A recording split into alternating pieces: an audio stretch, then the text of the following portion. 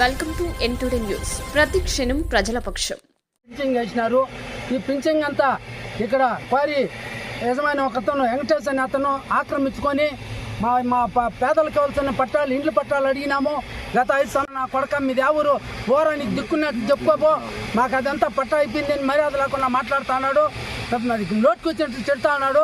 ఇది దళితులకు కావాలని మేము ఇదికి ముందే ఎంఆర్ఓ గారికి ఏఆర్ఓ గారికి అందరికీ లెటర్ పెట్టినాము, కంప్లైంట్ చేసినాము.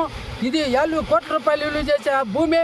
ఈయన ఈ ఊరు కాదు, ఎక్కడో తమిళనాడు నుండి వచ్చి ఇక్కడ క్వారీ పని చేసుకుంటూ రాళ్ళు కోసుకుంటూ ఈ పక్కలో ఉండే భూమిని అంతా వేస్ట్ అంతా వేసి ఇదంతా కూడా ఆక్రమించుకొని మాట్లాడితే రౌడీలు పిలుచుకొని దౌర్జన్యం చేస్తున్నాడు. మీరు ఈ ప్రభుత్వం వారు వెంటనే దీన్ని స్పందించి అధికారులంతా కూడా సందర్శించి దీన్ని దళితులకు స్వాధీనం చేయాల్సిందిగా కోరుకుంటూ ఈ అవకాశం ఇచ్చిన మీ అందరికీ కూడా ధన్యవాదాలు తెలియజేసుకుంటా ఉన్నాను. చెప్పడం జరుగుతుంది.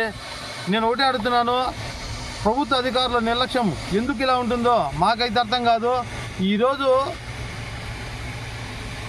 పట్టాలు లేని నిరుపేదలు పల్లెల్లో ఎంతోమంది జాగా లేక గుడిసెలు వేసుకొని చాలా ఇబ్బందులు. ఎందుకంటే ప్రభుత్వ భూమి పల్లెల్లో ఉండదు.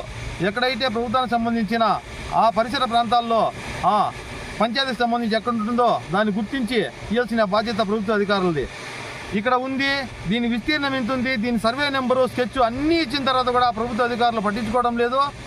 వాళ్ళ నిర్లక్ష్యంతో ఈరోజు బయట వ్యక్తులకు ఈ పట్టాలని మాకు మంజూరు చేశారు, మేమే అర్హతలు కలిగిన వాళ్ళు చెప్పడం చాలా విడ్డూరంగా ఉంది.